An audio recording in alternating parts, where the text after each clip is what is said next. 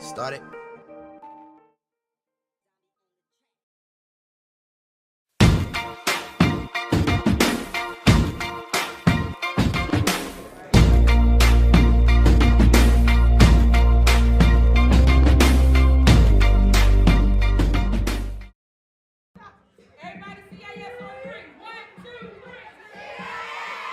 88th grade students selected from 5 communities and school sites took part in a teen summit which kicked off the day's event, held at UNC Charlotte's Center City building.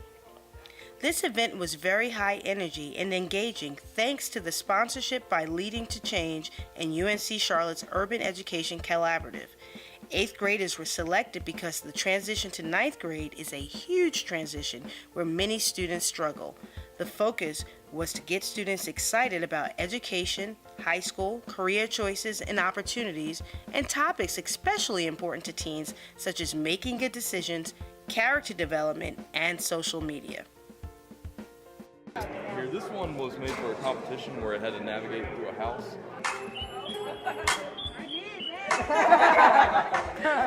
Good job. Don't fight over here. Don't fight here. Charlotte 2014 Education Summit, a Grad Nation Community Summit. The half-day program featured author and speaker Paul Tuff, as well as researcher Sarah Abraham from Harvard University Lab for Economic Applications and Policy, Jeff Sanderson from Montgomery County Public Schools in Maryland, and Dr. Heath Morrison from Charlotte-Mecklenburg Schools. The purpose and key goals of the summit was keeping the America's Promise Alliance goal of 90% graduation rate by 2020 in the forefront of top priority community challenges. Tori graduated from high school, and the fact that she has graduated from high school, the chances that her child and the next child and the child after that will graduate as well goes up immensely. Research is incredibly clear. If a student is impoverished, if a student did not get access to quality early childhood programs, and if a student's mother did not graduate, that child faces an incredibly challenging task to themselves go on and get that diploma. You can quickly determine that as early as grade 1, we're seeing course patterns of performance within our students that ultimately drop out that is markedly different than those students who did not drop out. We looked at the percentage of students in the class of 2011 who were identified as dropouts by grade, by marking period, and eventual dropout status. We found that as early as in first grade, our students that ultimately dropped out, 76% of them could have been identified in first grade based on our early warning indicator model. That's essentially the crux of the research.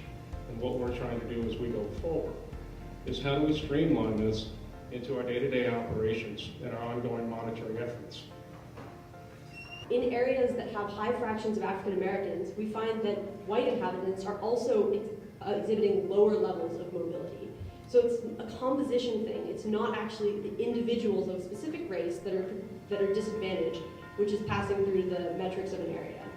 This may be a familiar conclusion to some of you because it was the result of a paper done by Rockoff, Dennings, and Billings that used data from right here in Charlotte.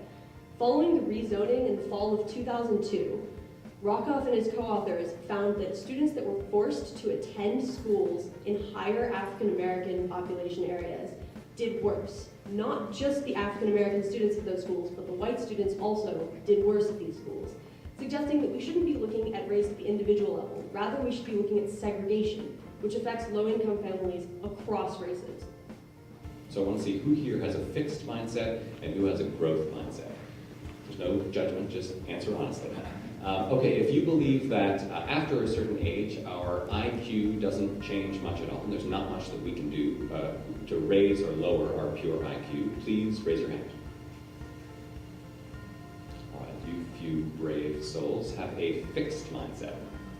And if you believe that our pure IQ is entirely malleable, we can raise it and lower it throughout our lives, please raise your hand. You all have a growth mindset. So here's the thing about this question. The people with the fixed mindset are actually more right on the facts. After about age 8, our pure IQ doesn't change much at all. But the tricky thing about this question is that the people with the growth mindset tend to do better in life, even if they're completely misguided on the facts. And the reason for this is that even if our pure IQ doesn't move much at all of the talents and motivations and character strengths that surround IQ, what we often think of as our intelligence, that certainly does change. And it turns out that a precondition for having it change is believing that it can change, is having a growth mindset. This is especially true with young people. You take a 7th grade student. No matter what they tell you, everyone in 7th grade has a fixed mindset. They all believe that they're going to be in 7th grade for the rest of their lives. They think that the smart kids are always going to be the smart kids and the dumb kids are always going to be the dumb kids. But when you can change that, when you can convince them that effort matters, that people change, that you can go from being bad at something to being good at something, their behavior tends to change as well. They tend to work harder, they try more, and most importantly, they deal better with failure. A bad grade on a test is no longer a sign of some inherent lack of self-worth. Instead, it is just a sign that they didn't work hard enough on that test, and so they tend to work harder next time. The event ended with a call to action for the 400 attendees, encouraging them to get involved by doing 3 things. Calling or sending an email or a letter to their congressional representative asking to make education of our youth a top priority of our legislators. Share the benefits of early education programs like pre-K programs and valuing and supporting teachers with competitive salaries and benefits to continue their education. Pledge to volunteer within a local organization that offers excellent opportunities to become more engaged in Charlotte-Mecklenburg schools and the community. Support educators by recognizing an educator and share a pledge of support for Charlotte-Mecklenburg schools and public education. Thanks to the Charlotte 2014 Education Summit, a spark has been ignited, starting an ongoing community conversation around how to best help all children succeed.